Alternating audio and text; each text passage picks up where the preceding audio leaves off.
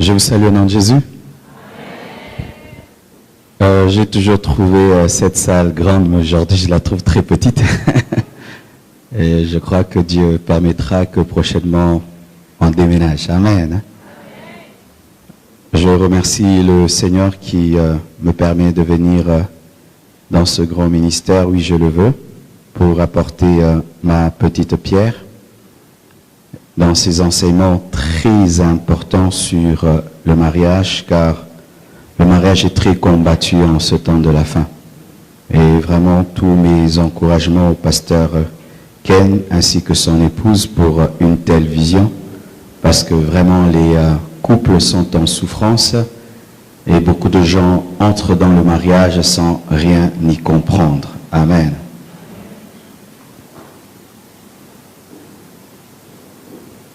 Je vais m'entretenir avec vous pendant 1h20 sur 15 secrets des mariages qui durent heureux. Amen. J'ai ajouté heureux. Parce qu'il y en a qui durent mais pas heureux. Amen. 15 secrets des mariages qui durent heureux. Le désir de Dieu, ce n'est pas seulement que le mariage dure. Parce que certains restent ensemble longtemps parce que ils ont peur pour les enfants, pour leur carrière, pour leur ministère. Qu'est-ce qu'on dira? Et ils font 50 ans de mariage sans être heureux. 60 ans de mariage, mais tout en regrettant d'avoir épousé cet homme et en priant même, demandant le décès de sa femme ou de son mari. Amen. Donc, le souci n'est pas seulement de vivre longtemps ensemble, mais heureux. Amen. C'est ça le souci de Dieu. Prions le Seigneur. Père éternel, Dieu de gloire, je demande ton onction, je demande ta puissance, je demande ta grâce et ta sagesse afin de communiquer ta pensée. Je prie, Père éternel, Dieu de gloire, que tu puisses te glorifier et te manifester au nom de Jésus-Christ. Amen. Amen. Salut pour moi ton voisin, ta voisine. Dis le pasteur Marcelo te salue. Amen. Et j'ai apporté un cadeau que je veux donner seulement aux plus vieux couples. Amen. Qui ici ont fait déjà plus de 5 ans de mariage? Donc 10 ans de mariage? 15 ans. 15 ans, il n'y a pas. 15 ans où? 15 ans. 25 ans. 25 ans? Plus de 25 ans. Combien? 28 ans. Et qui ont fait 30 ans? 30 ans. Là-bas. Et qui ont fait 35? 30 ans, 30 ans. 31. 31, il y en a dehors? 32? C'est pas la vente aux enchères. 31. 31, il n'y a que 31. Il a gagné alors. J'ai un cadeau pour vous. Approchez-vous s'il vous plaît.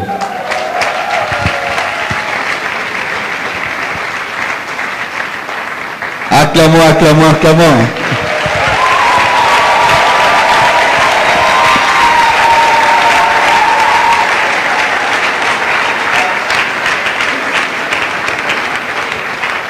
Je sais qu'en 31 ans, ça n'a pas été facile. Et vous avez beaucoup de choses à nous enseigner. Merci.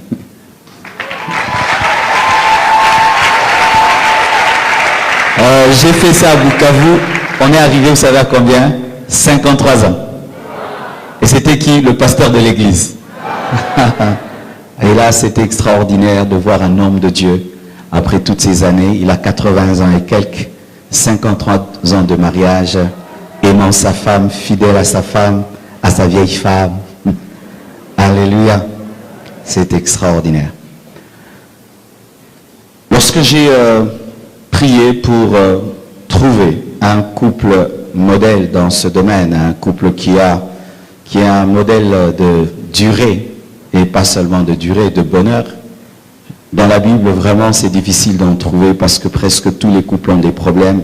Le couple d'Abraham, d'Isaac, de Jacob. Alors, il y a un couple extraordinaire que j'ai trouvé. Je crois aussi que vous l'avez trouvé. Dans la Bible, quel est le mariage qui dure le plus longtemps? Répondez-moi. Dans la Bible, quel est le mariage qui dure le plus longtemps? Et le plus heureux? C'est le mariage de Jésus et l'Église. Acclamons Jésus. Amen.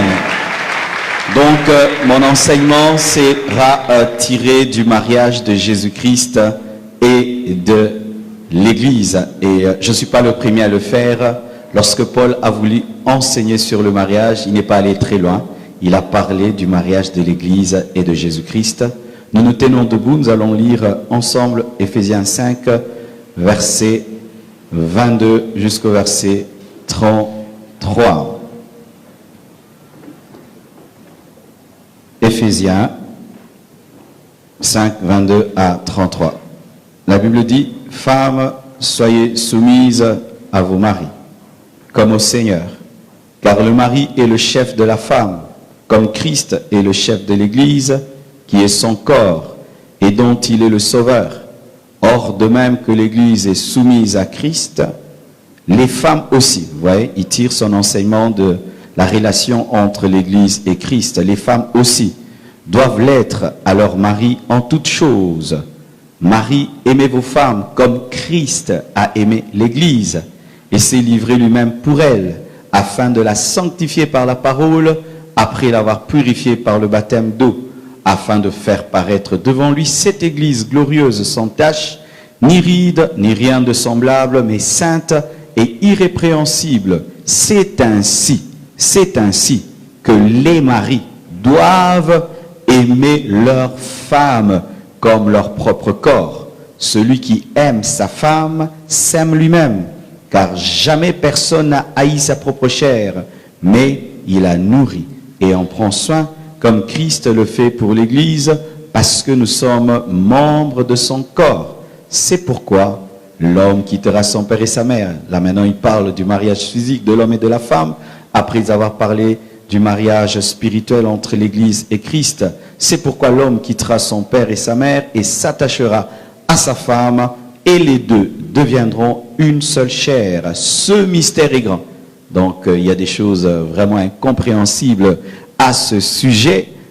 Cette corrélation entre le mariage de Christ et l'Église et le mariage d'un homme et d'une femme, ce mystère est grand. Je dis cela par rapport à Christ et à l'Église. Du reste, que chacun de vous aime sa femme comme lui-même, et que la femme respecte son mari. Acclamons la parole de Dieu. Asseyez-vous, s'il vous plaît. Comme j'ai beaucoup de choses à dire, je vais aller directement droit au but. D'accord? 15 secrets des couples qui durent, et je répète, heureux, pas seulement durer, heureux. Amen. Hein? Heureux. Premier secret. Les couples qui durent heureux ont un secret, c'est qu'ils se sont mariés par amour. Amen. Par amour. Et nous voyons dans la Bible dit que Dieu a tant aimé le monde qu'il a donné son Fils unique. Il a tant aimé. Le mariage entre Christ et l'Église est fondé sur un grand amour. Amen. Si vous voulez vivre ensemble heureux, rassurez-vous. D'abord que vous vous aimez. Sans amour, il est impossible de bâtir un couple qui dure. Si vous vous mariez par dette morale, elle m'a tellement aidé dans les fiançailles et je suis obligé de l'épouser, sachez que votre mariage ne va pas durer. Si vous vous mariez par pitié, oh la pauvre orpheline, je vais l'épouser comme ça elle va cesser de pleurer, là vous faites la croix rouge. Alléluia. Si vous vous mariez par rivalité, compétition, on sait qu'il arrive aujourd'hui de plus en plus, il y a des gens qui ne savent même plus pourquoi ils se marient, parce que ma copine s'est mariée, elle a fait un mariage de rêve, je dois battre son record en termes de décoration. L'amour. Tous ceux qui durent dans le mariage aiment beaucoup. Et si tu n'es pas amoureux, ne te marie pas. Tu n'as pas encore trouvé et tu n'es pas encore trouvé. Alléluia. Et quand je parle de l'amour, je parle d'un amour réciproque. Car Christ a aimé et l'Église aussi aime Christ. Si tu aimes sans être aimé, il n'y a pas mariage. Surtout pour vous qui êtes fiancés, n'osez pas. Tu peux beaucoup aimer une femme, être amoureux d'elle alors qu'elle ne ressent absolument rien pour toi. N'insiste pas. Et dans le mariage, lorsque l'homme aime beaucoup sa femme et la femme n'aime pas autant son mari, ou la femme aime beaucoup son mari et l'homme n'aime pas autant la femme, un tel mariage ne va pas durer. Et s'il dure, il ne va pas durer heureux. Alléluia. Le mariage doit être fondé sur l'amour, pas sur le contentement. J'ai cherché, et j'ai pas trouvé la femme qui me convient, l'homme qui me convient, alors je prends celui-ci. C'est comme si quand tu veux t'habiller, tu cherches un beau jean et tous tes jeans sont sales, tu te rabats sur une culotte. Et il y a des gens comme ça. Ils attendent et attendent et attendent. Les années passent et passent et passent. Et ben, ils acceptent quelqu'un qui n'est pas à leur goût. Et ils pensent qu'ils vont un peu le rafistoler et en faire l'homme de leur vie. Ça ne marche pas comme ça. Si tu n'as pas trouvé, tu n'as pas trouvé. Ne vous contentez pas. Amen, hein? Ne vous contentez pas. On se contente quand on se marie. Mais quand on est fiancé, on est exigeant. Quand tu es fiancé, tu es exigeant. Quand tu te maries, tu te contentes. Mais certains se contentent déjà dans les fiançailles. C'est pas tellement mon goût, c'est pas tellement mon genre. Mais ben, j'ai grandi, j'ai maintenant 35 ans. Ben, je prends, j'accepte. Oui, je vais t'épouser. Tu m'aimes? Non, j'ai grandi. Et d'autres, ils se marient par obligation. Au travail, on a dit, monsieur, tu veux devenir directeur, eh ben, tu dois te marier. Alors, il est impossible que tu deviennes directeur sans être marié. Et tout d'un coup, il cherche une femme. Pourquoi? À cause du poste, du boulot. Et puis, tu prends n'importe qui parce qu'on t'a obligé de te marier. Tu n'as pas trouvé l'amour, mais tu as trouvé un poste. Et le poste te créera un problème parce que par le poste, tu découvriras que tu es vide. Alléluia. Il faut se marier par un grand amour. Pas parce que la coutume t'impose un homme, t'impose une femme. Et même, pas parce que l'église t'impose. Parce que des fois, lorsque les frères à l'église, le ministère commence à monter, il a l'onction, il prêche bien. Tout d'un coup, il y a une forte pression à l'église. Marie-toi, marie-toi, j'ai connu cela. Marie-toi, un pasteur célibataire, c'est dangereux, marie-toi, marie-toi, marie-toi. Oui, c'est vrai, c'est dangereux d'être un pasteur célibataire. Mais je ne veux pas me marier à toute intercesseuse. Alors ça fait que souvent, ceux qui ont l'appel au ministère se marient sans amour, mais se marient parce qu'il y a une pression ecclésiastique. Pression ecclésiastique. Un homme de Dieu célibataire, c'est dangereux. Comment on va te confier les femmes d'autrui? Comment on va te confier les filles d'autrui? Ok.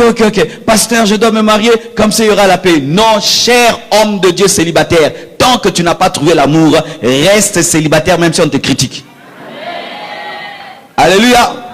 J'ai été pasteur à l'âge de 23 ans, je me suis marié à l'âge de 30 ans. 7 ans de célibat évangélique.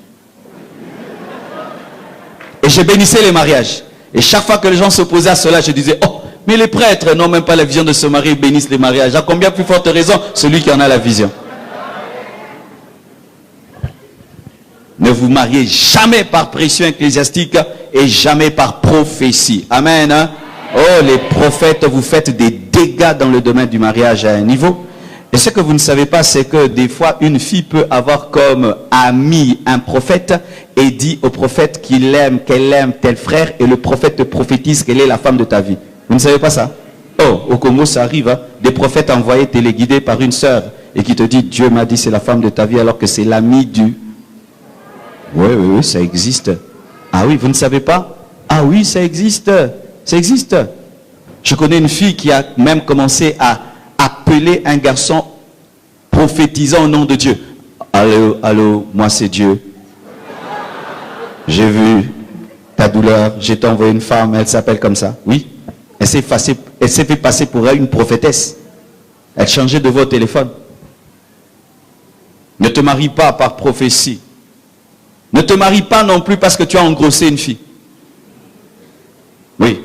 Si tu engrosses une fille et tu es amoureux d'elle, épouse-la. Mais si tu as engrossé une fille sans l'aimer, ne l'épouse pas, tu as épousé le bébé. Ah oui, parce qu'aujourd'hui, qu'est-ce qui se passe? J'entends des filles qui disent, le premier homme qui me connaîtra, ce sera l'homme que j'épouserai. Ce n'est pas un verset biblique. C'est un principe. Alors ça fait que certains, vous vous mariez parce que vous voulez seulement obéir à un principe de virginité du premier. Le premier sera le dernier, alpha, oméga. Non. Un homme peut être le premier à te connaître, mais n'est pas l'homme de ta vie. C'est un escroc, un voyou qui est passé par là. Mais certaines femmes, vous épousez un homme seulement parce qu'il a été le premier. Mais alors, si c'était le premier voyou? Une fois que tu n'aimes pas, si tu n'aimes pas, même si c'est le premier, même s'il y a eu un enfant, ne vous mariez pas. Continuez à prendre soin de cet enfant. Alléluia. Tu peux même prendre soin de la mère, mais tu ne l'épouses pas. On se marie que lorsqu'il y a beaucoup d'amour. Tous les couples qui durent, comme le papa qui est venu, 31 ans et d'autres 40, 50 ans, la base, c'est un grand amour. Amen, hein? Pas des intérêts. Tu as tellement souffert chez vous, vous êtes pauvre et le garçon est riche et tu l'épouses. Surtout faites très très attention, frères, vous qui déjà avez de l'argent. Amen. Les célibataires friqués, fais attention. On peut aimer ton argent, ta voiture et ta maison sans t'aimer toi-même, surtout avec la pauvreté actuelle du Congo. C'est pourquoi je vous encourage, chers frères, vous qui avez déjà beaucoup de moyens et vous êtes célibataires, vivez dans la discrétion de peur qu'on aime votre compte en banque au lieu de vous aimer. C'est pourquoi encore, je dis ceci. Évitez de vous faire beaucoup de cadeaux lorsque vous êtes fiancé et célibataire et évitez d'étaler votre richesse parce que cela corrompt le cœur et la personne peut croire t'avoir aimé alors qu'elle a aimé les cadeaux. Amen. Mais dans le mariage, l'argent vraiment apporte beaucoup de bonheur. Amen. Hein? Là, vraiment, beaucoup. Ça permet de faire des cadeaux à sa femme, des surprises extraordinaires. Ça contribue beaucoup au bonheur. Amen. Mais beaucoup d'argent va le mariage. Ah, c'est difficile de savoir qui t'aime. Hein? Et je plains souvent les célibataires très très riches. C'est difficile, que Dieu t'aide. Amen. Mais des fois, vous ne vous aidez pas vous-même, chers célibataires riches. Vous êtes très vantards et très fanfarons. Et alors, vous récoltez ce que vous avez sémé. Parce que lorsque tu étales tes richesses, qu'est-ce que tu veux? Tu veux attirer une femme cupide. Même, chères sœurs, aujourd'hui les femmes, n'est-ce pas, que vous attrapez le boulot plus vite que les hommes. On a des sœurs célibataires qui travaillent, maison, voiture et tout le reste. Et tout le temps, tu étales ta richesse et tout. Et ce jeune garçon pauvre s'attache à toi. Et il se bat pour t'épouser. Et tu penses qu'il t'a épousé, il a épousé ta voiture. Voici le test que je vous donne, chère sœur, lorsque tu as beaucoup de moyens, tu es célibataire, et qu'il y a un garçon qui s'aguiche à toi, fais ceci. Ne lui donne pas ton argent. Amen. Oh, je veux rentrer, rentre. Je m'en vais, vas-y. Transport, pas de transport. Comment tu viens me draguer, je dois te payer le transport. Hey, je t'aide trop, quoi.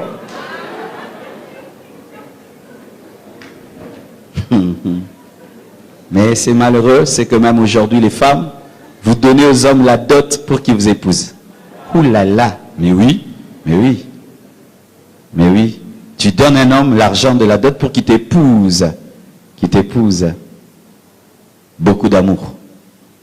Si ici il y a des gens qui sont mariés et vous vous aimez beaucoup, c'est déjà extraordinaire. Amen. Hein? Continuez à vous aimer et vous vieillirez ensemble.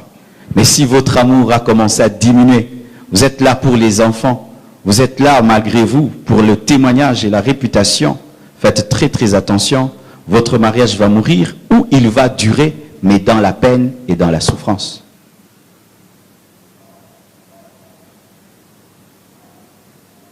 J'aimerais même parler aux personnes âgées. Souvent les personnes, les célibataires âgés se marient sans amour.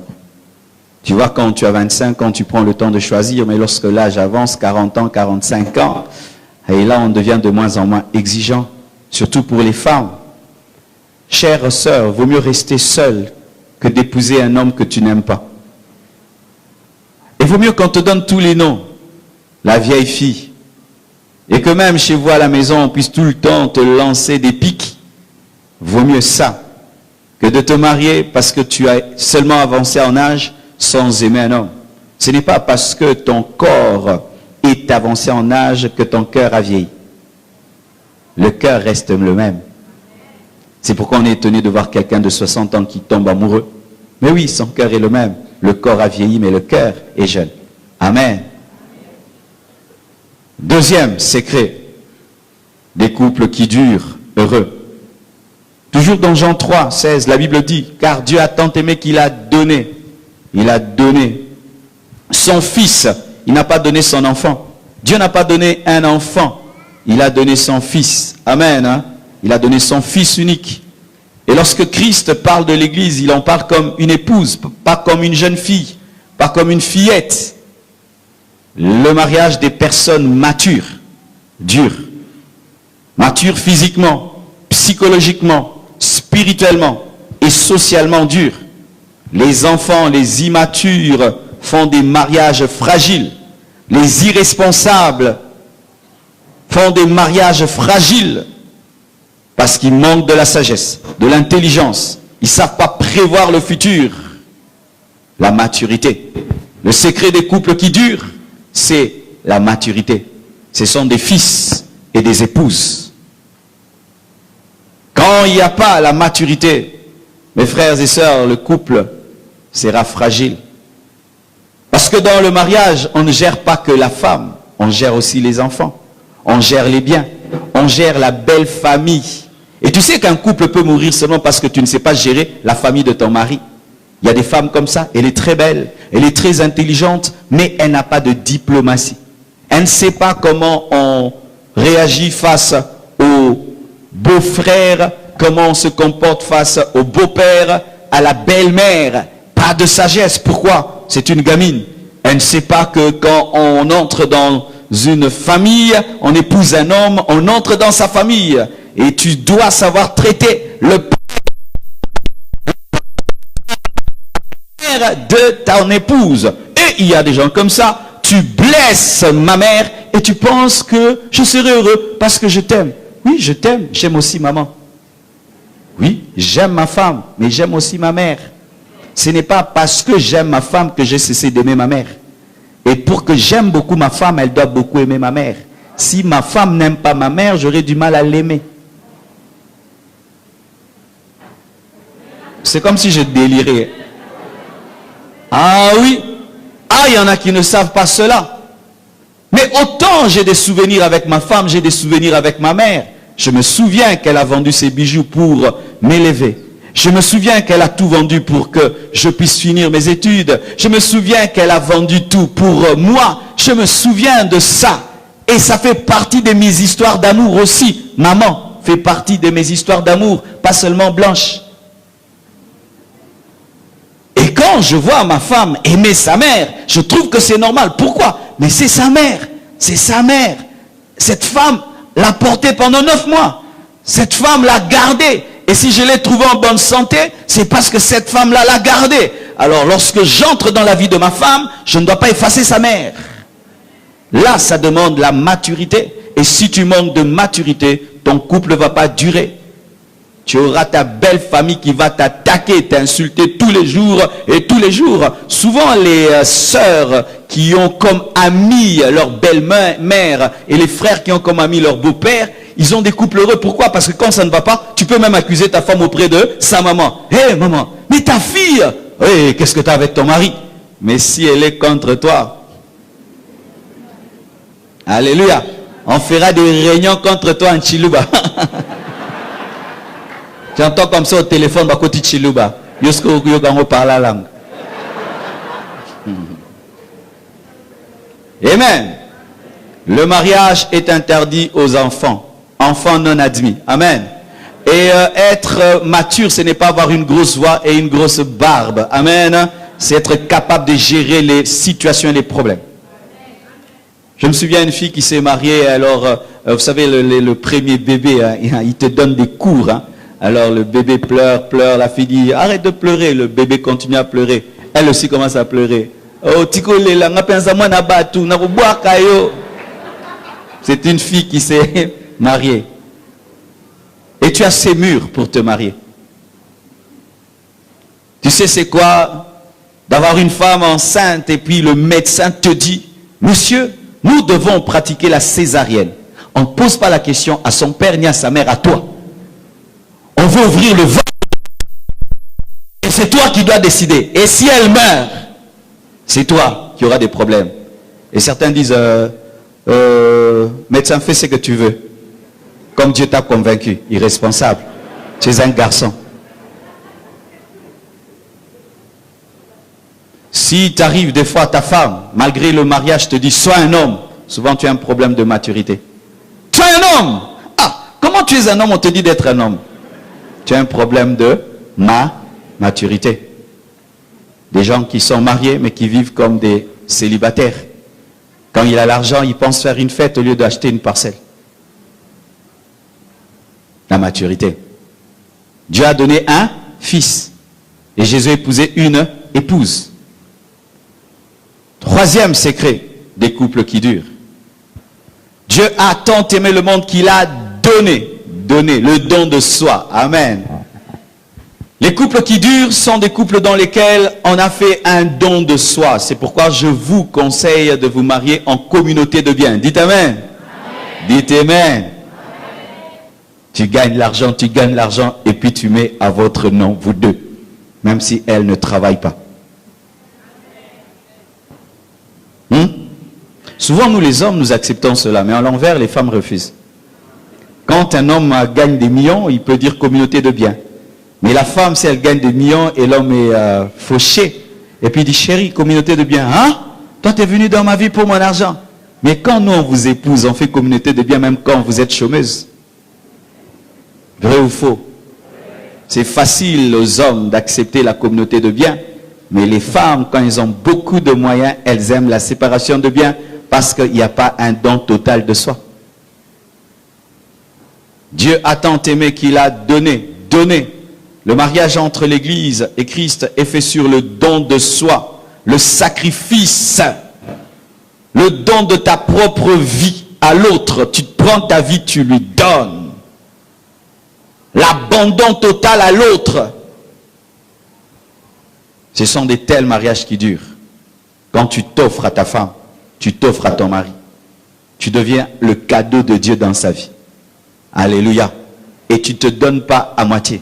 Tu te donnes totalement.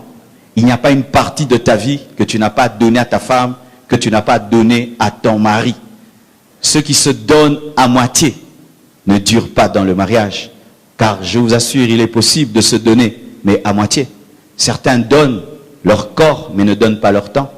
Certains donnent leur temps, mais ne donnent pas leur corps. Certains donnent leur corps, mais ne donnent pas l'oreille. Tu ne donnes jamais l'oreille.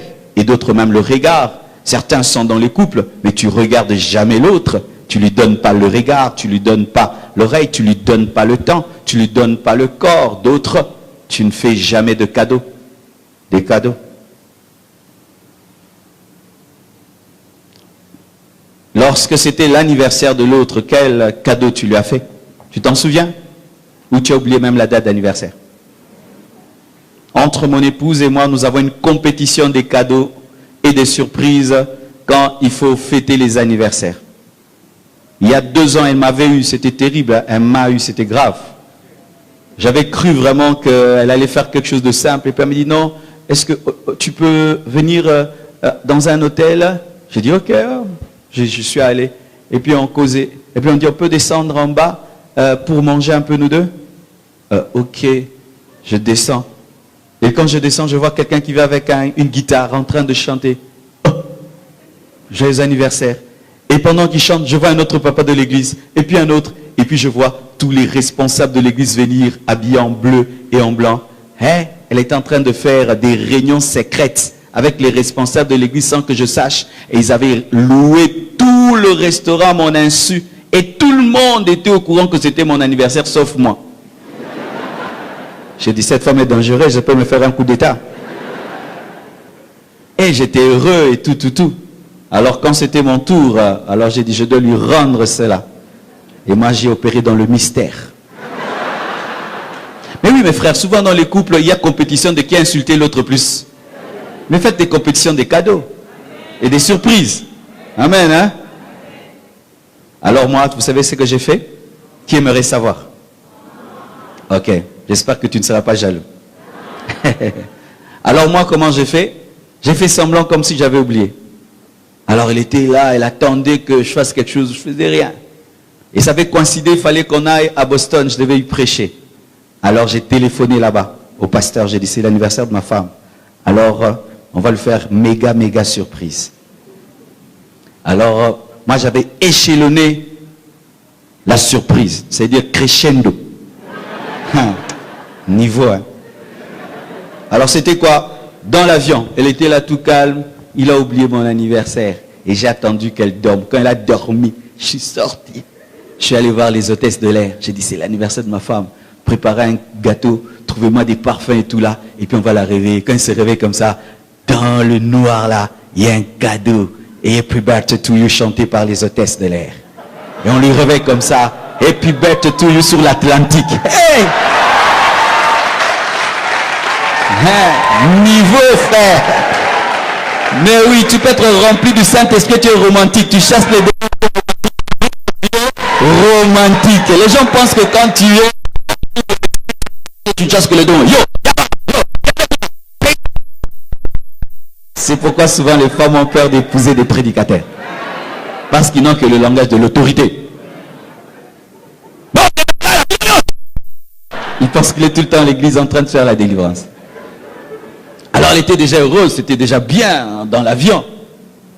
Mais quand on arrive, on atterrit là, il y a toute une délégation avec un bouquet de fleurs encore. Hey, happy birthday to you. Hey. Elle dit non, là c'est fini, je crois. Elle ne savait pas. J'avais dit au pasteur de mettre des cadeaux dans la chambre, partout, de piéger toute la chambre des cadeaux. Tu ouvres ici, cadeau. Tu ouvres le placard, cadeau. Les lits, cadeau. Cadeau. Elle a dit, ah Marcelo, j'ai gagné. Alléluia. Depuis que j'ai battu ces records-là, elle n'arrive pas à les battre. Donc, j'attends voir ce qu'elle fera. C'est ça. Alléluia. Je ne suis pas marié, ça fait longtemps. Seulement 11 ans ou 12 ans. 12 ans de mariage, mais c'est comme si je l'épousais hier. Alléluia. Je continue à la draguer. Dites amen.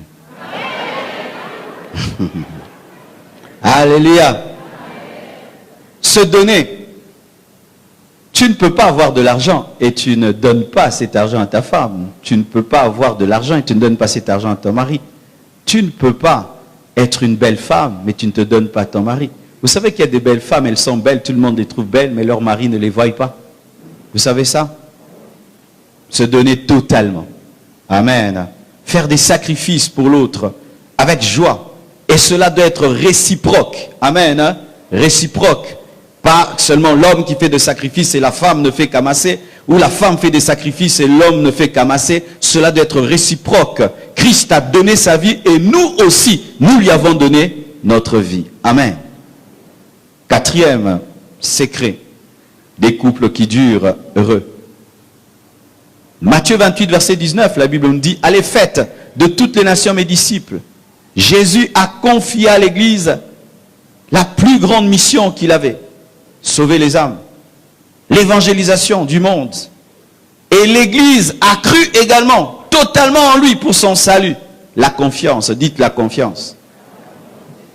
Les couples qui durent, ce sont des couples dans lesquels règne la confiance.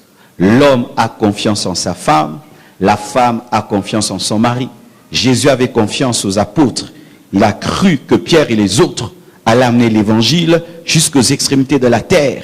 Et l'Église a confiance en Christ qui reviendra nous prendre et avec lui nous serrons la confiance. Mais lorsque vous êtes deux parano mariés, où il y a le soupçon, la méfiance, où la nuit tu te réveilles pour aller épulcher les WhatsApp de ton mari, voyons des rivales partout, voyons l'adultère partout, eh bien, vous ne serez pas heureux ensemble. Et c'est que vous ne savez pas. Un homme peut être un homme fidèle. Mais si à force de le soupçonner d'adultère, il risque de tomber dans l'adultère parce que la confession amène la manifestation. Amen. C'est pourquoi, ma sœur, il faut éviter de côtoyer les couples problématiques. Tu vois, quand une femme est tout le temps trompée par son mari, et toi tu as un mari fidèle, à force de te le dire, mon mari me trompe, toi aussi tu vas commencer à veiller sur ton mari fidèle comme s'il est adultère. Et tu risques de rêver en lui des choses qu'il n'avait pas. La confiance. Tu as confiance en ta femme. Tu as confiance en ton mari. On m'a raconté l'histoire d'un homme, sa femme lui sert à manger, et puis il demande à sa femme de manger en premier. Il a peur d'être empoisonné. Tu t'imagines ça? Quand il a l'argent, il cache sous le lit. Il a peur que sa femme voie, elle va voler. La confiance. Où tu peux te révéler à l'autre tel que tu es. Tu sais que j'ai tel problème ces derniers temps. Aide-moi, prie pour moi. Quand on atteint le haut niveau de confiance, on se révèle même des faiblesses et des luttes et des tentations. Ces derniers temps, je suis tenté, prie pour moi. Ces derniers temps, j'ai de mauvaises pensées, prie pour moi. Mais rares sont les couples qui atteignent ce niveau de confiance parce qu'on se dit, si je lui disais, est-ce qu'il va bien gérer ça? C'est pourquoi même dans les fiançailles, on ne se dit pas tout. Est-ce que vous qui êtes fiancés, qui allez bientôt vous dire oui, je le veux, vous vous êtes tout dit? Quand est-ce qu'on ne se dit pas tout? C'est parce qu'on n'a pas confiance en l'autre. C'est ainsi que tu peux te marier. Et tu n'as jamais dit à l'autre combien d'hommes tu as connus. Tu peux te marier et tu vas parler de tout, tu ne vas pas parler de toutes tes expériences avant parce que tu te dis, est-ce que si je lui disais, il continuera à avoir confiance en moi? Alors certains, s'ils ont eu 10 expériences, ils vont dire que j'en ai eu 2. Ouais. La confiance. Mutuelle. Où il n'y a pas de secret dans les couples. Quand il y a trop de secrets, ta femme connaît des choses que tu ne connais pas, le mari connaît des choses que la femme ne connaît pas. Et tu te confies même plus à tes amis, plus à ta famille qu'à ta femme. Ces couples-là ne durent pas. La confiance. Aujourd'hui, avec tous ces divorces, tout le monde est devenu parano. Et surtout avec les divorces des serviteurs de Dieu. Vraiment, ça détruit la société. Je vous assure, quand les hommes de Dieu divorcent, ils ne savent pas ce qu'ils font. Vous voyez, quand les fidèles traversent des moments difficiles dans leur couple, ils regardent les pasteurs et ils disent, ah, si le pasteur tient, donc je tiendrai. Mais quand il entend que le pasteur aussi a craqué, aïe, aïe, aïe, il dit, mais non, c'est fini. Alors ça fait quoi? Depuis que les hommes de Dieu commencent à divorcer tout le temps, les femmes dans les églises directement sont devenues des paranos. Alors commence à dire, eh ben, je dois faire très attention. Si cet homme me trompait, je finirai comment? Alors il faudrait que je puisse avoir un peu d'argent de côté, au cas où. Il faut que je le surveille. Chérie, donne-moi le téléphone maintenant. Je dois voir qu'est-ce qu'il y a dedans. C'est vrai. Et elle l'a fait. Et alors toi? Ne généralise jamais. Amen. Hein? Tu as un mariage particulier, un mari particulier, une femme particulière, et ne traite pas ton mari comme les hommes. C'est l'homme. Ne traite pas ta femme comme les femmes. C'est ta femme. Elle est particulière, elle est unique. Amen. Hein? Ne lui dis pas vous les femmes. Ne lui dis pas vous les hommes. C'est elle, c'est lui. Amen. Cinquième secret des couples qui durent. Romains 8, 34 nous présente un Christ qui intercède pour son Église. Jésus parle tous les jours de l'Église au Père et l'Église parle tous les jours de Jésus-Christ au monde. Les conjoints qui parlent souvent en bien de l'un et de l'autre, sans mascarade, et là vraiment je précise sans mascarade parce que des fois les compliments, le bien qu'on dit de son conjoint, c'est du théâtre que nous faisons. Mais je dis sans mascarade, dure Les conjoints qui se défendent mutuellement demeurent ensemble. Les conjoints qui intercèdent l'un pour l'autre durent ensemble dans le mariage. Parce qu'ils n'ont pas le temps de critiquer, de se lamenter et de ne voir que les défauts de l'autre. C'est très bizarre de passer toute une semaine avec un couple, avec un homme, il ne parle pas de sa femme. C'est très bizarre. C'est très bizarre de passer toute une semaine avec une femme et jamais elle ne parle de son mari. C'est très bizarre. Dans les couples qui durent, on parle de l'autre. Jésus-Christ parle de nous, à la droite de Dieu le Père. Tous les jours, il parle de nous. Amen. Hein? Et voilà que je suis en train de parler de Jésus. Pourquoi? Je suis sa femme. Parles-tu tous les jours de ta femme? Et pas parler seulement, parler en bien. Quand c'est tout le temps mal, hein, ma femme est ceci, elle prépare pas bien, mon mari est ceci, il est pingre. Là, c'est pas parler, parler en bien. Quand tu vas dans ta famille, ah, j'ai un bon mari, ah, j'ai une bonne femme. Quand tu es avec tes amis, oh, je bénis Dieu d'avoir rencontré cet homme. Est-ce que vous le faites?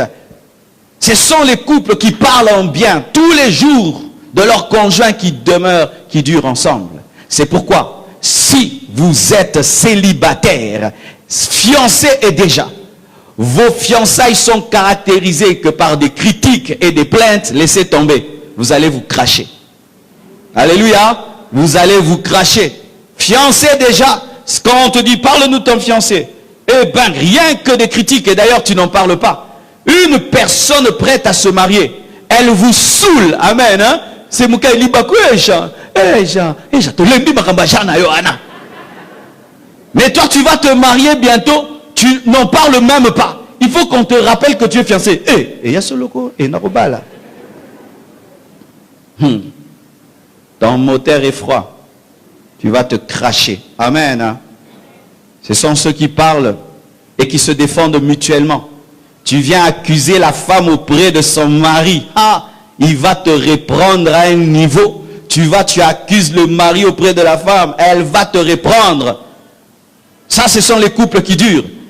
Mais dans les couples fragiles, tu vas accuser l'homme auprès de la femme. Elle dit, écoute, d'ailleurs, c'est un démon. Lui, vraiment, non, tu ne connais pas tout. Lui, c'est Satan. Mais dans les couples qui durent, ose prendre le courage d'aller parler du mal d'un homme auprès de sa femme. Malgré qu'il a des défauts, elle lui trouvera des qualités. Et souvent, on dit que, mais toi, tu es aveuglé, vraiment, tu es aveuglé, tu ne vois plus rien. Oui, c'est l'amour. Alléluia. Je dis toujours ceci. Quand je suis fiancé, montre-moi les défauts de ma femme, montre-moi les défauts de ma fiancée et tout le reste. C'est vrai, pour que je puisse changer. Mais quand quelqu'un est marié, et tu viens seulement pour lui montrer les défauts de son mari et de sa femme, qu'est-ce que tu veux? Tu cherches quoi? Tu cherches quoi?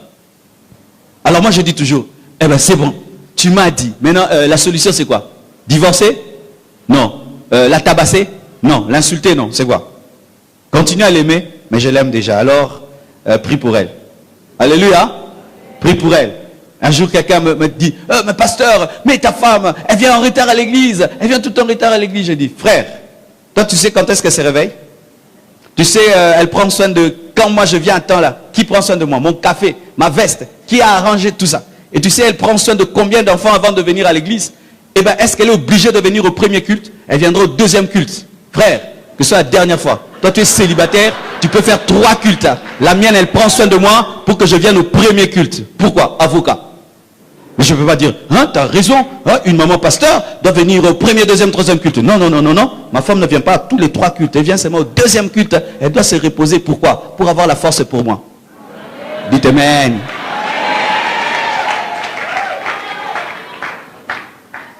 Ton père commence à critiquer ta femme et toi aussi tu ajoutes. Il va en prendre l'habitude. Tes soeurs commencent à critiquer ta femme et toi aussi tu ajoutes. Oh, ce sera terrible. Il faudrait dire que ce soit la dernière. Si vous voulez la paix dans la famille, hein, arrêtez ça. Et toi ton mari, il est parfait? Non. Et toi ta femme, elle est parfaite? Alors qu'est-ce que vous voulez la faire? Parler que de la mienne, qu'on parle de ton mari et de ta femme? Alors, arrêtez ça. Car dans la famille africaine, si tu laisses ta famille agresser tout le temps ton mari et ta femme et tu ne défends pas, ils en feront vraiment leur punching ball. Ah, c'est comme ça. C'est pourquoi très tôt, quand vous vous mariez, vous devez affirmer votre mariage. Ah oui, tu sais, quand tu es un jeune garçon, papa a l'habitude de te dire, fais ça, fais ça, fais ça. Et demain, il peut dire, ta femme ceci, ton mari cela. Et tu dis, papa, avec tout le respect que je te dois, maintenant, je suis chef chez moi. Et j'aime la manière dont ma femme prépare le haricot, même si l'eau monte et le haricot descend. C'est mon goût. Mais quand papa est parti, tu dis, ah, mais il faut remonter même les haricots. Donne-moi la main. Pourquoi? Parce que les hommes, dans le domaine des défauts de nos conjoints, prennent des photos mais ne filment pas, alors que le film permet de voir l'évolution de l'autre, mais la photo garde la chose statique. Et lorsque tu entres dans leur consciambule, ils ne retiendront que les défauts, mais quand l'autre changera, ils ne reviendront pas dire qu'elle a changé. Tu vois, tu viens de te marier là, et ta femme, elle te fait un pondou qui ressemble à de pondou sans être le pondou. N'en parle pas à maman. Si tu oses dire à ta maman que le pondou d'aujourd'hui n'était pas le pondou, elle pensera que pendant 10 ans, tu manges toujours un pondou qui n'est pas le pondou, alors que ta femme a évolué. Mais si on te dit, comment va chez toi? Oh, vraiment, j'ai grossi. Je suis heureux. Ce qui ne va pas, c'est entre toi et elle.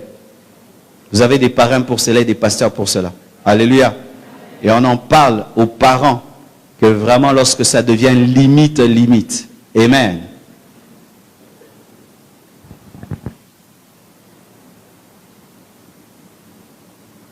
Il me reste 30 minutes. Je crois que ça va aller. 6e secret des couples qui durent.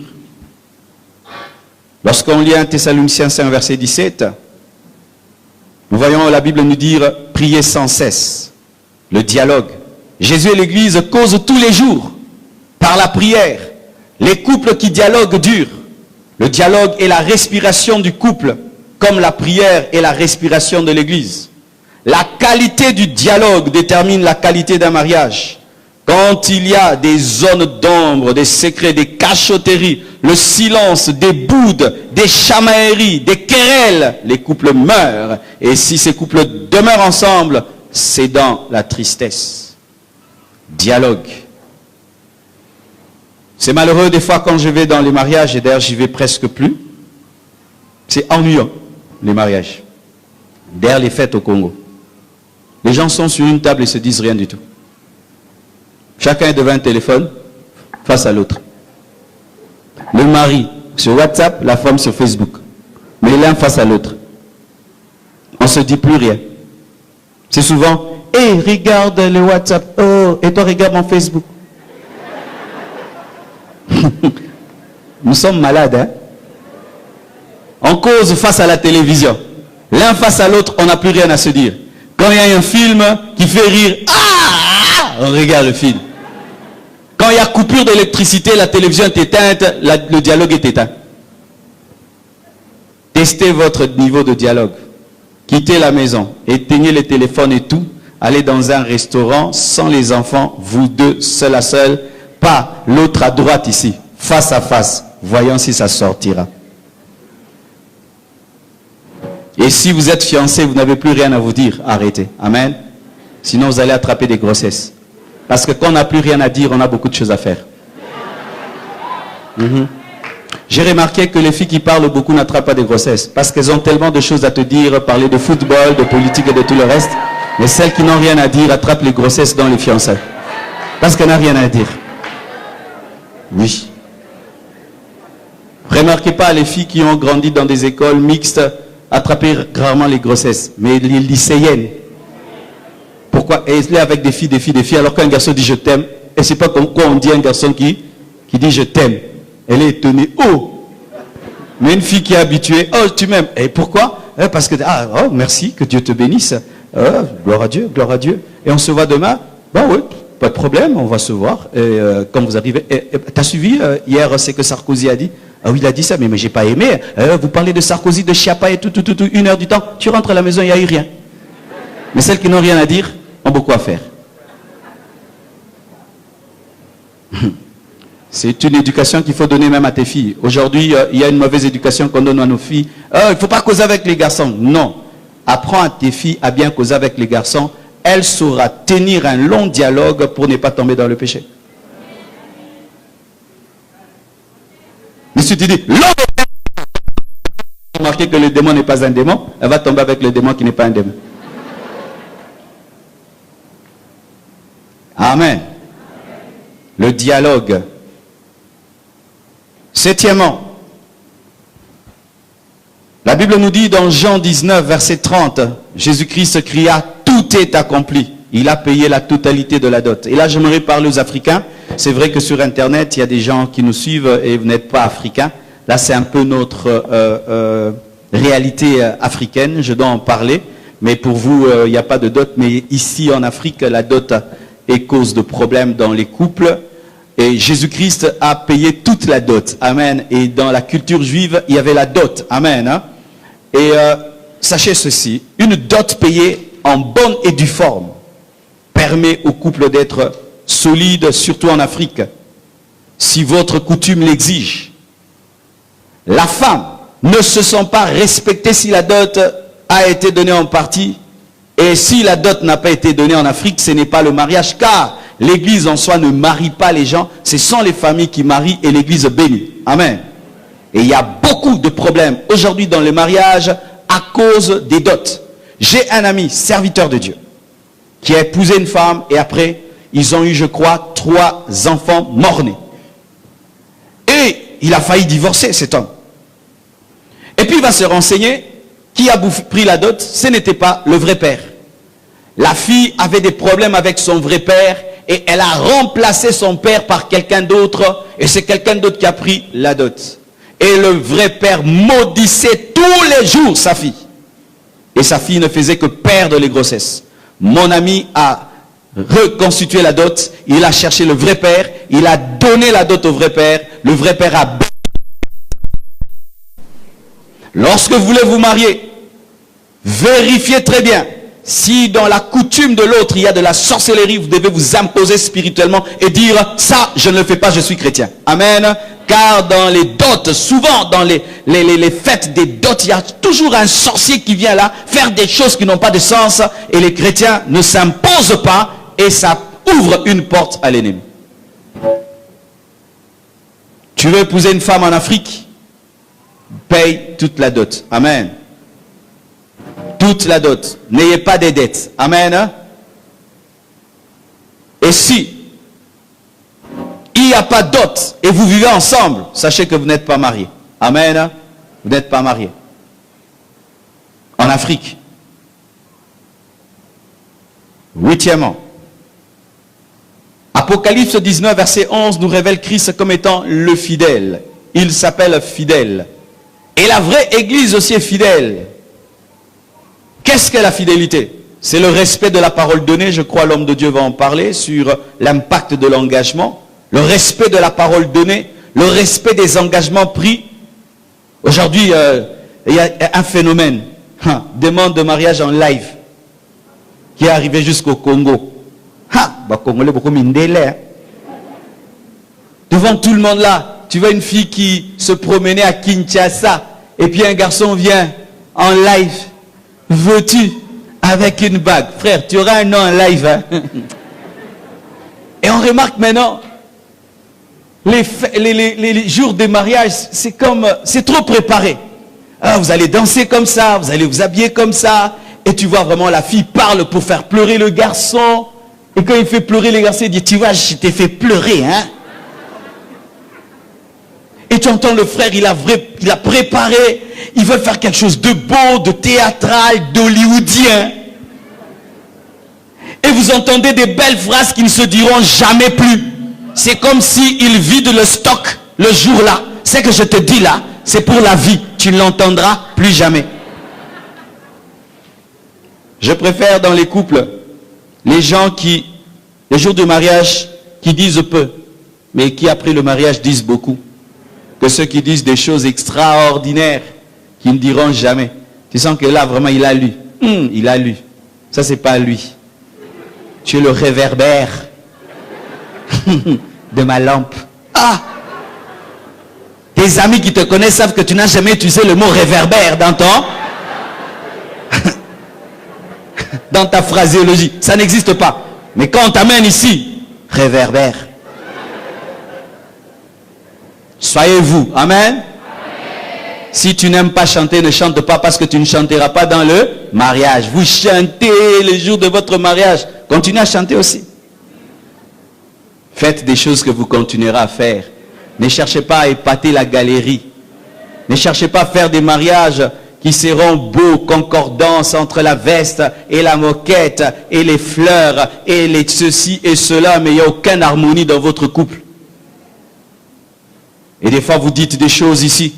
Et quand vous avez des problèmes et vous venez dans nos bureaux, on vous les rappelle. Oh, pasteur, non, le bac en moté. Frère, le bac en moté là. Voici ce que vous dites souvent. Je vais vous le rappeler. Vous le dites souvent? Vous l'avez dit? Mais pourquoi quand le pire vient, vous dites, ah non, Ezek m'a ramboté? Vous dites ça pour le meilleur et pour le... Mais quand le mari perd le travail, tu l'abandonnes. Quand la femme a un défaut, tu l'abandonnes. Quand l'autre tombe malade, tu l'abandonnes. Mais vous avez dit pour le meilleur et pour le pire. Dites-nous d'enlever le pire alors.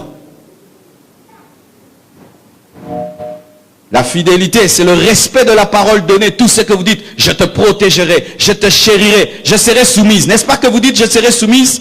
Les sœurs, vous le dites, hein? Mais des fois, c'est du théâtre. Je te serai soumise. Le même jour du mariage. Viens ici. Non, yate. Non, yate. Non, yate. Bon, remous, non.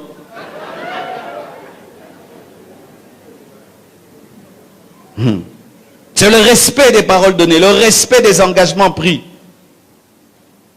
Et c'est la fidélité sexuelle. C'est dommage aujourd'hui. Tu entends des gens tomber dans l'adultère après une année de mariage. Une année de mariage, tu trompes déjà ta femme. Mais c'est terrible, quel record. Et aujourd'hui, ce n'est pas seulement les hommes, même les femmes deviennent adultères. Une femme adultère. Ouh là là, hey, c'est sale. C'est sale. Une femme adultère, c'est sale. Oh, oh, oh, oh. En plus, une mère des enfants. Quelle saleté. Je vous dis, un niveau de saleté très élevé. Tu es mère et adultère. Et tu finis de commettre l'adultère. Tu rentres chez toi à la maison. Et puis tu prends tes bébés en main. Bébé. Hey. Jésus n'a jamais trompé l'église. Et il n'a pas deux églises. Il n'a qu'une seule église. Et la vraie église n'a jamais trompé Jésus. Ni avec le monde, ni avec la chair, ni avec le diable. La fidélité. Je suis marié. Ça fait 12 ans. Je n'ai jamais trompé ma femme. Et je n'ai jamais envoyé un SMS bizarre à une autre femme. Ni un smiley avec un cœur bou bou bou. Jamais. Alléluia. Jamais. Et c'est connu à la compassion. Tu me tentes, je te tape. C'est connu dans toute l'église compassion. Tu entres dans mon bureau. Pasteur Thébo, je t'aime beaucoup, je te tape. Pourquoi? Tu es une fille impolie. Et je t'accuse chez ma femme. Je dis, chérie, tu vois cette sœur-là, elle veut me faire tomber. Je t'accuse, je te livre en pâture à ma femme. Il n'y aura pas de secret entre nous. Je vais t'accuser. Je vais t'accuser. Oui, papa, tu sais pourquoi tu tombes dans l'adultère? Parce que tu luttes seul sans ta femme. Ta femme est à côté de toi pour t'aider à ne pas tomber dans l'adultère. Il faut toujours dire à ta femme lorsqu'une femme est dangereuse. Là il y a danger. Qui? La sœur là. La sœur là, c'est pas la sœur. La sœur là.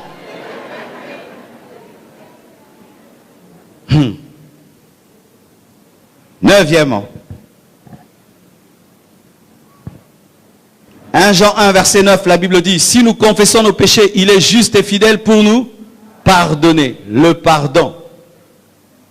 Je ne sais pas combien de fois Christ nous a pardonné. Plus d'1 million de fois depuis que tu es chrétien.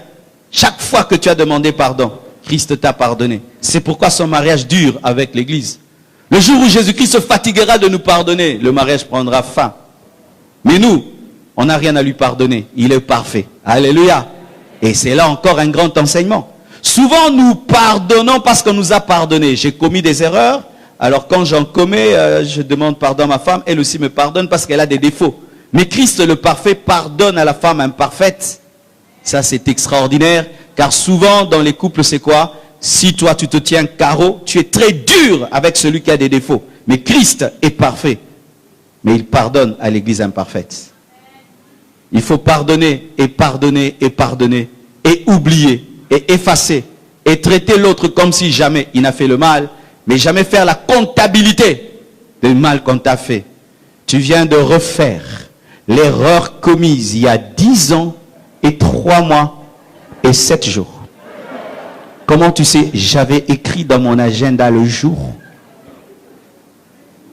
Des gens qui ont des mémoires d'éléphant. Ça, c'est la 7e fois que tu viens de faire ça. 7e fois. Oui, tu l'as fait dans telle fête, tu l'as fait chez vous, chez nous, dehors, tout, tu retiens.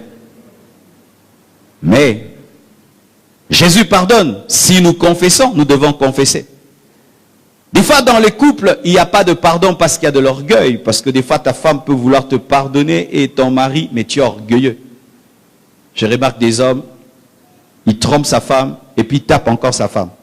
Il découche. Et quand il revient, la femme dit, tu viens d'où? Tu tapes ta femme. Et, au lieu de t'humilier et de demander pardon, tu tapes. Tu l'insultes.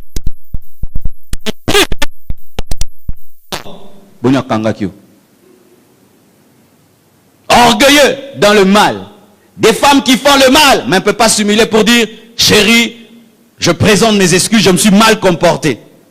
Elle fait le mal et puis elle te bouffe. C'est elle qui a tort. Elle abîme l'atmosphère de la maison. Maintenant, toi, tu dois arranger, mais c'est toi qui as raison. Demandez pardon et pardonner. Sans cela, le couple ne dure pas. Sans cela, le mariage dure, mais dans la souffrance. 10e secret. Dans Acte 16, verset 16, la Bible nous dit, alors que Paul exerçait son ministère, une femme qui avait un esprit de python l'a excédé. Et Paul a chassé cet esprit de python parce qu'il embrouillait sa communion avec Jésus, sa communion avec le Saint-Esprit. L'Église, l'épouse de Christ, chasse le diable. Et Jésus a dépouillé les autorités, les dominations à la croix. Pourquoi? Pour protéger son couple. Les couples qui durent se séparent des mauvaises relations nuisibles à leur union. Amen. Tout couple qui dure ici, c'est un couple qui hier avait un ami et qui aujourd'hui n'en a pas parce que c'était un mauvais ami. Vous n'aurez jamais des couples qui durent si vous continuez à trimballer des mauvais amis. Tu es mon ami, gloire à Dieu. Tu deviens infidèle, tu n'es plus mon ami. Tu es mon ami, gloire à Dieu. Tu divorces, tu n'es plus mon ami. Tu n'aimes pas ta femme, je ne suis plus ton ami. Pourquoi tu vas me contaminer? Quand je veux causer avec toi, tu me raconteras tout ce que tu fais à ta femme. Et je risque de t'imiter. Alors comme je ne veux pas une mauvaise influence, je ne suis l'ami que des pasteurs qui aiment leur femme comme pasteur Ken. Oui. J'aime pasteur Ken. Sans prophétie, je sens qu'il aime sa femme. Il n'a pas besoin de me dire. L'amour, ça se sent. Je sens qu'il aime sa femme. Je sens. Et je sens que en le côtoyant, il ne viendra pas me dire un jour, bêta maman blanche coup de tête. Non, jamais. Mais il y a des hommes, il vient te visiter chez toi, il voit comment tu traites ta femme, il dit, Marcelo, toi tu es devenu l'ami de ta femme. Oh, tu traites ta femme comme une reine. Mais les femmes, on ne fait jamais ça. Avec la femme, il faut être très dur, très rigoureux. Sinon... Et puis tu changes de politique. Une femme un jour côtoyait des femmes pareilles. Et puis un jour elle rentre à la maison. Elle commence à faire n'importe quoi. Son mari pardonne. Elle fait n'importe quoi. Son mari pardonne. Elle met trop de piment, trop de sel. Son mari pardonne. Elle rentre tard. Son mari pardonne. Elle fait tout. Pourquoi? Eh bien, leurs amis disent que quand un homme t'aime, il faut qu'il te tape des fois. Si un homme ne t'aime pas, il t'aime, tape pas. L'amour, c'est se battre des fois. Alors son mari un jour est venu, l'a pincé seulement l'ongle. Elle a crié à mort. C'était un ancien judoka. Et puis elle a dit, ne fais plus ça. Tu as dit, si je te pince, tu cries. Maintenant, si moi je fais ce qu'on fait à tes amis, tu mourras. Qui est l'ami de ton couple? Quel est le couple qui vous influence? Et même, qui sont vos parrains? Amen, hein? Qui sont vos parrains? Des mauvais parrains peuvent vous détruire. Il faut bien choisir les parrains. Ne choisissez pas les parrains parce qu'ils sont riches, parce qu'ils sont beaux, parce qu'à côté de vous, à gauche, à droite, leurs costards leur vont bien. Mais ça doit être un couple qui vous influence dans le bonheur, dans la sagesse et dans la fidélité. Alléluia.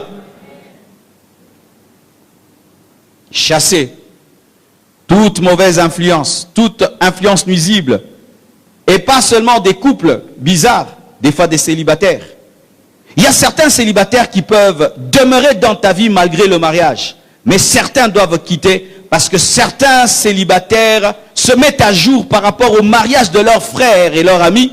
Mais d'autres ne se mettent pas à jour et continuent à t'attirer vers la vie de célibat, oubliant que tu t'es marié. Des tels amis obsolètes. Amen. Hein?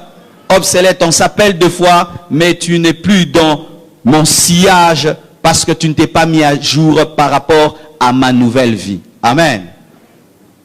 Hier, mon argent, on pouvait aller au restaurant, mais maintenant mon argent, c'est pour le lait des enfants. Amen. Et si tu ne vas pas te mettre à jour par rapport à cela, eh bien, c'est difficile qu'on demeure des amis. Chassez de vos vies quiconque est toxique et nuisible à votre union. Alléluia. Ne vous y trompez pas, les mauvaises compagnies corrompent les bonnes. 11e principe. Matthieu 5, verset 13.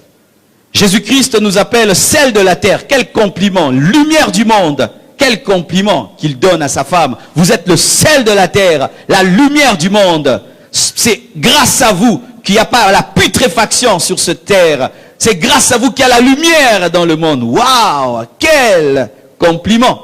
Et l'Église aussi l'appelle roi des rois, seigneur des seigneurs, alpha, oméga.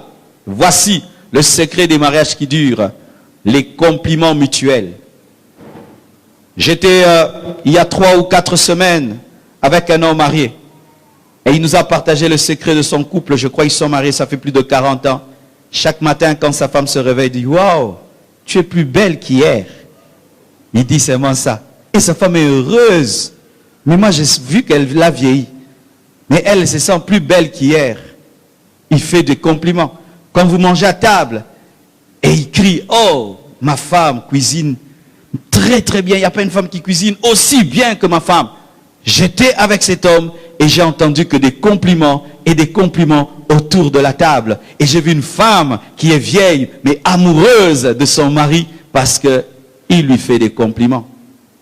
Faites des compliments à vos femmes. Faites des compliments à vos maris. Et si déjà tu es célibataire, tu es pauvre en compliments, sache que tu n'en auras pas dans le mariage. Parce que plus on se marie, plus il n'y en a pas beaucoup. Ah oui, c'est quand on est fiancé qu'il y en a beaucoup. Et quand on devient marié, il y en a peu, mais qualitatif. Et si dans les fiançailles, tu n'en as pas, sache que dans le mariage, vraiment, tu n'en auras pas du tout. Pas du tout. C'est pourquoi quand les gens viennent me voir et ils veulent se marier, ah, pasteur, on veut se marier, je pose toujours la question, tu veux l'épouser pourquoi? Et quand ils me disent, oh, je veux l'épouser parce qu'il est sérieux, il est ceci, ok. Et puis après, il y a quoi? Il est sérieux, je dis, oh, tu n'as pas vu qu'il a un beau nez? Il faut dire que je l'aime aussi, il a un beau nez. Oh, il a des beaux yeux.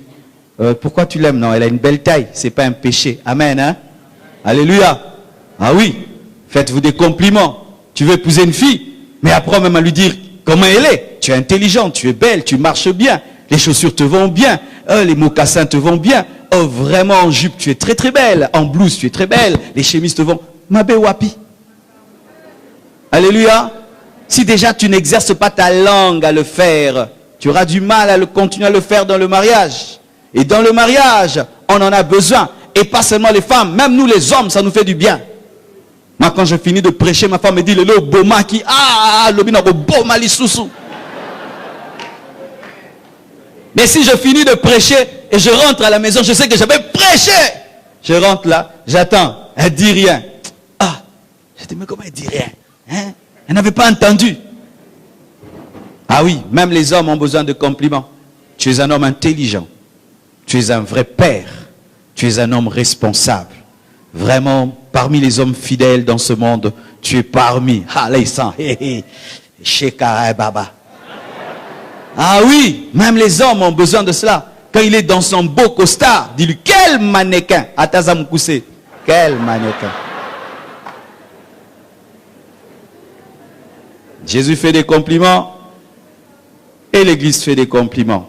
Amen. 12e, la Bible dit dans Apocalypse 22, verset 17, l'Esprit et l'Église disent, viens. L'Esprit et l'Église disent, viens. Et là, c'est quoi? Le désir du retour physique de Jésus. Un mariage spirituel a eu lieu, mais nous voulons que Jésus vienne pour les noces de l'agneau. Un mariage physique, on le verra tel qu'il est. L'attirance physique. Chers frères et sœurs, n'épouse jamais un homme qui ne t'attire pas. Physiquement, sexuellement. N'épouse jamais une femme qui ne t'attire pas. Physiquement et sexuellement, votre mariage ne va pas durer. Parce qu'on ne se marie pas pour faire un groupe de prière. Alléluia. Si l'homme que tu veux épouser est nul et sans effet, amen, hein, ne l'épouse pas. Il n'a pas d'onction dans ta vie. Il en aura ailleurs. Amen. Il faut épouser quelqu'un dont la présence t'amène à prier. Seigneur, batelanga papa, nasa la mabete. Bien, voilà bien. Il y a l'onction. Et donnez-moi l'amen. Mais c'est grave des fois dans les églises. Tu vois des gens qui se marient samedi, et puis 3 jours ils n'ont rien fait. Oh, c'est comment? Quoi? Ben non, on n'a pas le temps pour ça. On a prié, lit la Bible. Ben, on est allé à l'évangélisation et tout. Et depuis samedi, tu n'as pas mal ibino. Ben, on n'a pas eu le temps, Ben, quand ça viendra. Et c'est un pasteur qui prêche la sainteté qui te dit ça, frère.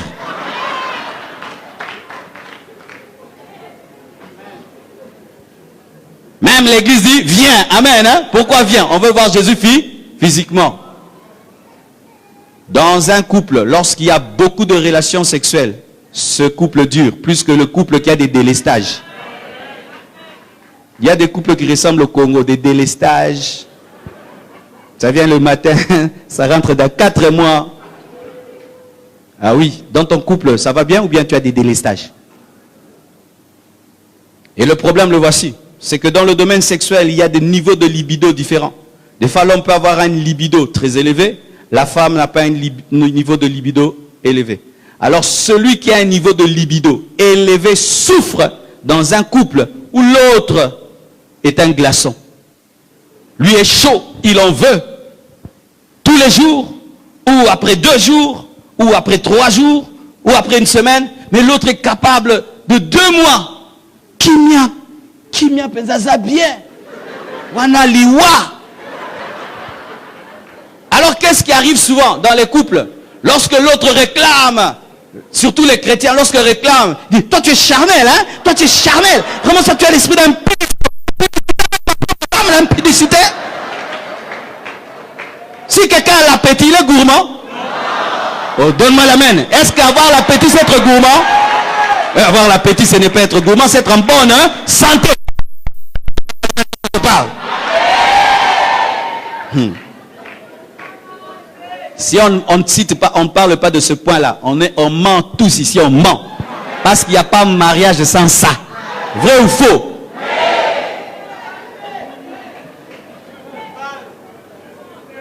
C'est pourquoi, pour vous, les anciens couples, je vais parler aux anciens couples. Souvent, dans le couple, les qui ont duré, il y a souvent un problème de sexualité à cause de la monotonie. Vous voyez?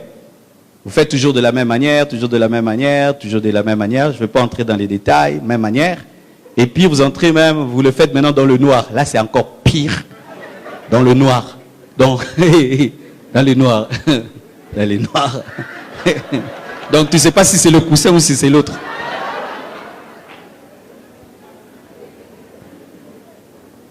Quand vous commencez à voir la sexualité dans le noir, vous avez un problème. C'est-à-dire, vous voulez ne pas voir certaines choses qui peuvent vous faire atterrir.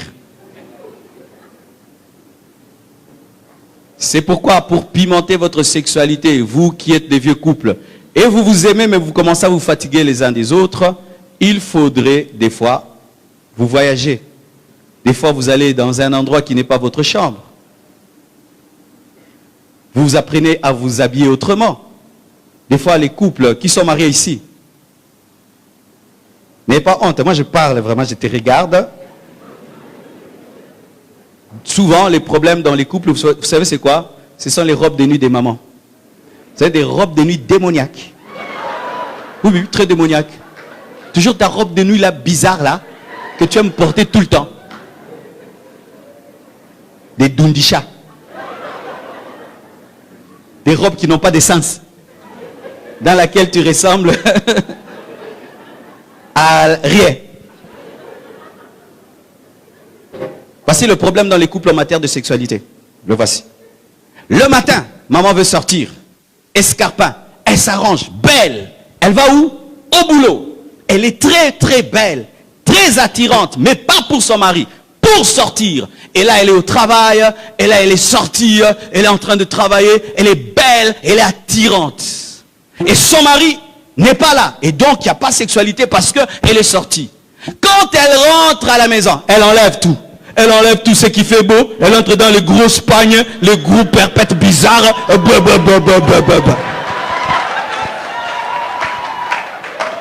Maintenant, tu vois, celle qui est sortie, celle qui est revenue, il n'y a pas match. Mais quand elle venait te visiter, elle est comment? Comme celle qui sort. Mais tu dois avoir tout le temps.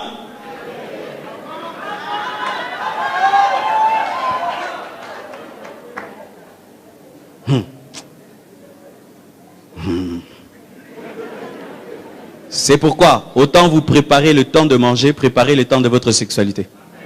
Quand vous ne préparez pas votre sexualité, ce serait une sexualité monotone, où vous avez des coiffures bizarres, vous sentez bizarre, tout est bizarre. Vous voyez la nourriture qu'on met sur ma table, il y a. Mais quand c'est préparé, ça a plus d'intensité. C'est pourquoi même, les hommes, les femmes sont étonnés. Comment ce mari-là, responsable, va aimer cette jeune fille-là? Parce que là-bas, ce n'est pas monotone. Là-bas, ça se prépare. Là-bas, c'est intense. Mais à la maison, c'est un film en noir et blanc. Oui. Tu m'as épousé, tu dois me désirer. Non, ça ne marche pas comme ça. Parce que je peux avoir mangé le foufou toute ma vie chez mes parents. Mais quand je me marie, non, ils m'ont suscité. Vrai ou faux? Il faut être désirable. C'est pas parce qu'un homme t'a épousé qui te désirera toujours physiquement. Il peut t'aimer dans le cœur, mais le désir physique est différent. C'est comme l'appétit. C'est dire je t'aime, mais tu n'es pas appétissante. Parce que tu es chrétienne, et surtout les intercesseuses. Aïe, aïe, aïe. Quand une femme devient très spirituelle, elle jeûne beaucoup. Papa, oh kaini soso. Pablo amkiliba posan soto. Zambe kangulam bal nangana pa posan soto leki mikoloyo. Azala na posa lola pour que la minute Jésus revienne bientôt. Bien, il fallait bosser à l'église.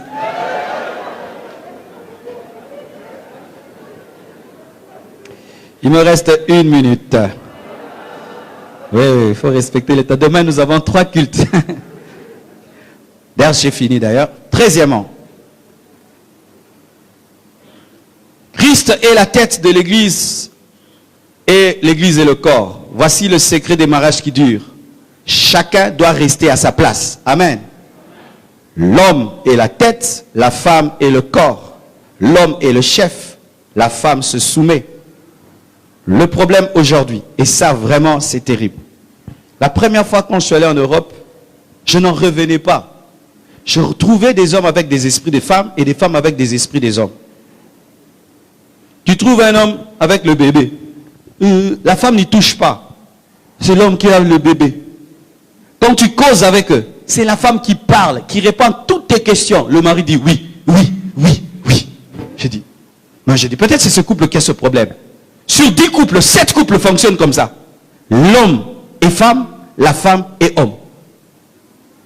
Mais à force, j'ai remarqué que le même esprit est venu au Congo. Le test, le voici. Reçois un couple pasteur au bureau, sans leur dire pourquoi tu fais ça. Pas à qui répondra. Tu vas voir comment la femme va prendre la parole, monopoliser la parole jusqu'au bout.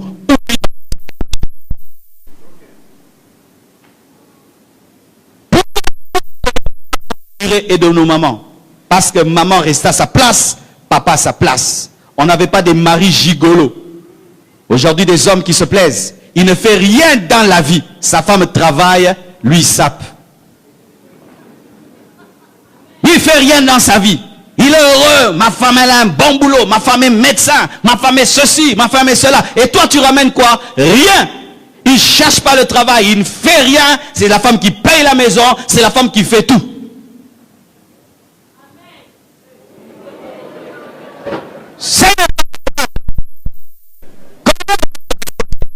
Un jour tu lui diras, qui est la mienne? Et au fait, c'est moi qui m'en vais.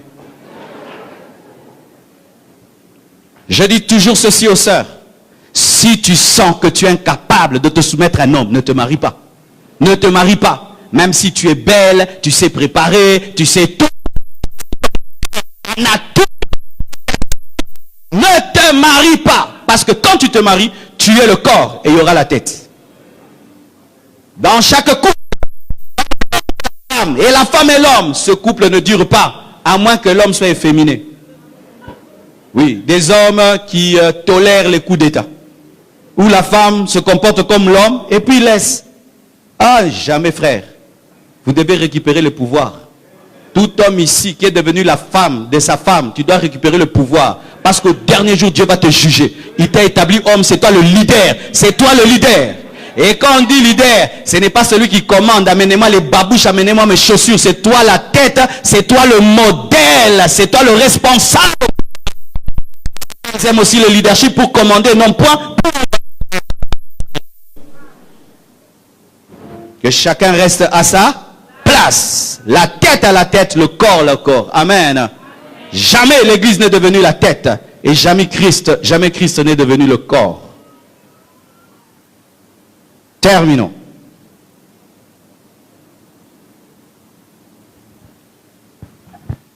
Voici un secret des cultes, des couples qui durent. Une bonne préparation au mariage. Amen. Et que Dieu bénisse le pasteur Ken pour cette vision. Amen. Vous ne savez combien vous êtes en train de sauver des gens. Une bonne préparation au mariage permet de bâtir un couple qui dure. Aujourd'hui, peu de pères éduquent leurs fils. Peu de mères éduquent leurs filles, les préparant au mariage. Ces conversations n'existent presque plus. Et qui doivent prendre la relève? L'Église. Amen. L'Église doit enseigner sur le mariage. Chez nous, chaque fin du mois, j'enseigne sur la famille. Je laisse le message de la sainteté, miracle, guérison. Je parle de la famille parce que les parents sont des missionnaires. Une bonne préparation. Je vous donne ce secret, mes frères. Vous voyez, en enseignant ici, vous sentez bien que je n'aurais pas tout dit. Allez lire des livres sur le mariage. Amen. Avant de me marier, j'ai lu beaucoup de livres sur le mariage parce que j'avais reconnu que j'avais une carence. Je n'étais pas assez préparé à me marier. J'étais un bon prédicateur, mais j'allais être un mauvais mari. Alors j'ai lu beaucoup de livres sur le mariage. Lisez beaucoup sur le mariage. Et lorsque vous entendez qu'il y a une conférence, un séminaire sur le mariage célibataire, allez écouter et réécouter. Même si tu le sais déjà, réécoute encore. Amen. Christ s'est préparé pendant 30 ans d'anonymat pour engendrer l'Église. Alléluia. Il s'est préparé à cela. Voyez comment Esther a été préparée pour se marier.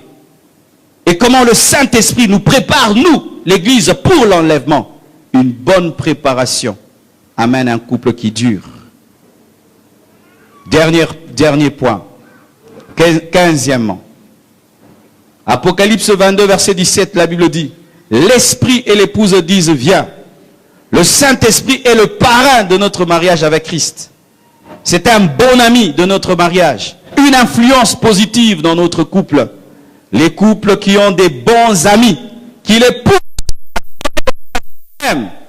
qui ont des bons conseillers, des bons modèles, des bons parrains, des bonnes influences, ces couples durent. Mes frères et sœurs, si vous êtes mariés et vous avez des mauvais parrains, il y a un parrain par excellence, le Saint-Esprit. Amen. La Bible dit, ce n'est ni par force, ni par puissance, mais c'est par mon esprit, dit l'Éternel. Sans lui, nous ne pouvons tenir dans le mariage. Alléluia. Et sachez que pour cela, vous devez pratiquer cette parole à deux. Tu veux tenir ferme dans ton mariage, tu dois dépendre du Saint-Esprit. Et pour avoir le Saint-Esprit, tu dois avoir Jésus. C'est pourquoi si tu n'as pas Christ dans ta vie, tu auras un couple détruit, anéanti, parce qu'il sera sous l'emprise du diable. Il faut que tu sois chrétien. Et à vous qui êtes célibataires, n'épousez pas des païens. Alléluia. Épousez des chrétiens qui ont le Saint-Esprit. Et le Saint-Esprit, quand des fois je fais mal à ma femme, et je lui dis quelque chose de mal, le Saint-Esprit, quand je vais prier, me dit, tu lui as mal parlé. Et je reviens, je présente mes excuses. J'arrange, parce que j'ai l'Esprit. Mais quand tu épouses quelqu'un qui n'a pas le Saint-Esprit, les démons encore lui disent, ajoute encore. Mais quand quelqu'un a le Saint-Esprit, l'Esprit lui dit, tu n'as pas bien fait. C'est pourquoi mariez-vous à des chrétiens, et pas n'importe quel chrétien. Un chrétien qui a la même doctrine que toi. Car des fois, les divergences doctrinales amènent aussi des problèmes dans les couples. Amen. La même doctrine. Si quelqu'un dit que Jésus a fini sa course en Branham, tu vois, ça crée des problèmes. Il croit en Jésus, mais dit, il finit sa course en...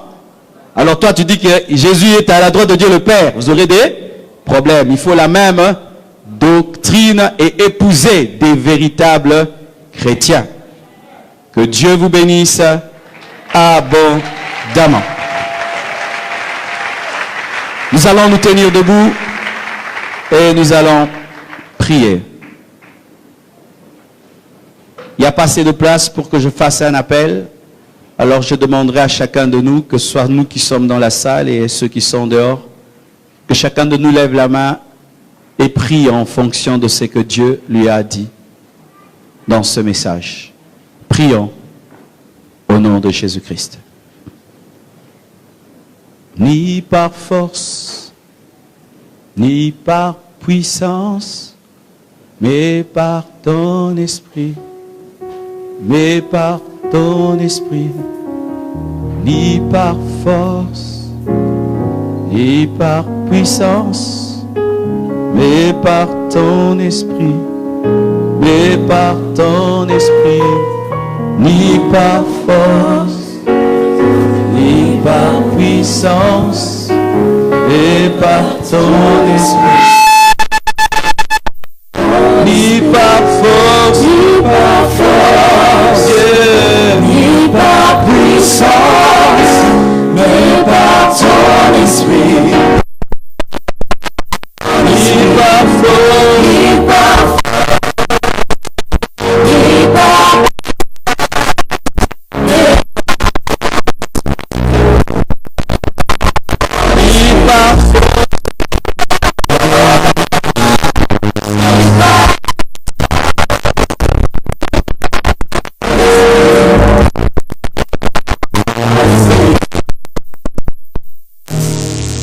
Si tu as ton épouse à côté de toi, tu vas tenir sa main. Si tu as ton époux, tu vas le tenir sa main. Si tu as ton fiancé, tu vas tenir sa main. Et ensemble, nous allons prier. Père, au nom de Jésus-Christ, nous avons dit beaucoup de choses en si peu de temps. Certains peut-être n'ont pas pu retenir. Mais je demande un grand travail du Saint-Esprit dans les cœurs et dans les vies pour réparer les couples, pour solidifier les couples, pour guérir les couples. Aussi, je prie pour tous ceux qui sont célibataires. Je demande, Père éternel, qu'ils puissent trouver l'homme de leur vie et la femme de leur vie. Ceux qui doivent aller jusqu'au bout, Seigneur, soient encouragés par ce message mais que ceux qui doivent s'arrêter soient arrêtés, Seigneur Dieu de gloire, par ta parole. Car vaut mieux rester célibataire que faire un mauvais mariage. Je demande le dialogue, je demande le pardon, je demande que chacun de nous reste à sa place. Je demande le sacrifice, le don de soi total. Je demande le dialogue. Je demande, Seigneur Dieu de gloire, que tu sois le roc, le fondement, et que ton esprit nous aide. Je prie que tu nous donnes des bons amis, que tu donnes des bons parrains. Et je prie, Père, que tu nous délivres de toute relation nuisible, toxique, Seigneur Dieu de gloire. Je prie et je demande, Seigneur, que tu nous apprennes à faire des compliments, à recevoir des compliments donnés. Apprends-nous, Seigneur, à présenter des excuses. Apprends-nous à pardonner, à oublier. Donne la maturité, donne le sens de responsabilité. Tu as donné un fils pour une épouse. Tu n'as pas donné un enfant pour une fillette. Et surtout, je demande beaucoup d'amour, Seigneur, car tu as tant aimé. Je prie que ces foyers, ces couples, ces fiançailles soient fondés sur beaucoup d'amour. Apprends-nous à nous faire des cadeaux. Apprends-nous, Père éternel, Dieu de gloire, à nous parler. Apprends-nous, Père. Pardonne nos péchés, nos iniquités, nos transgressions. Pardonne les adultères. Pardonne les infidélités.